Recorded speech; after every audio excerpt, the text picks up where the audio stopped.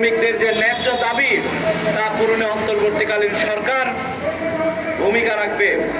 কিন্তু অন্তর্বর্তীকালীন সরকার শ্রমিকদের ন্যায্য মজুরি সহ শ্রমিকদের আর যে সকল ন্যায্য দাবি আছে তার ব্যাপারে কোনো পজিটিভ ভূমিকা তারা রাখতে পারেন নাই।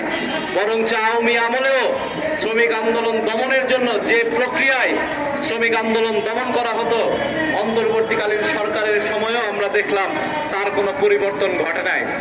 অভ্যুত্থানের পরপরেই যখন গার্মেন্টস শ্রমিকরা ন্যায্য মজুরির দাবি তুললেন, তখন গাজীপুরে আশুলিয়া অঞ্চলে সে আন্দোলনের উপর হামলা করে গুলি করে 4 জনকে হত্যা করা হলো। গতকাল নীলফামারীতে আপনারা দেখেছেন হাবিবুর রহমান হাবিব, তিনি সেনাবাহিনীর গুলিতে নিহত হয়েছেন। দাবিগুলো কিন্তু খুবই যৌক্তিক। কর্মঘণ্টা কমানো, ন্যায্য মজুরি, নারী শ্রমিকদের গর্ভকালীন লিভ ছুটি সহ এই ধরনের ন্যায্য দাবিগুলোতে যখন তারা 4 দিন ধরে আন্দোলন করছিলেন, প্রশাসন থেকে শুরু করে ফ্যাক্টরি মালিক কেউ কোনো ব্যবস্থা নেন নাই। তারপর যখন তারা অবরোধ করেছেন, রাস্তা অবরোধ করেছেন, সেখানে তাদের উপর লাঠিচার্জ এবং পরে গুলি করে তাকে হত্যা করা হয়েছে।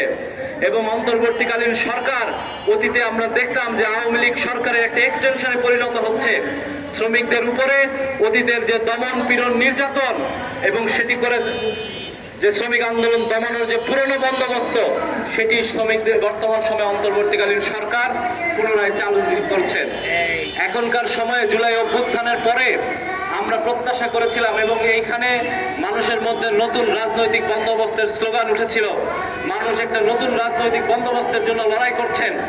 সেই লড়াইয়ে যদি শ্রমিকদের ন্যায্য মজুরি নিশ্চিত করা না যায়, তার সন্তানের লেখাপড়ার নিশ্চয়তা তৈরি করা না যায়, কৃষকের ফসলের ন্যায্য মজুরি যদি তৈরি করা না যায়, তাহলে এই নতুন বন্দোবস্ত শুধুমাত্র মুখের বলিতে পরিণত হবে।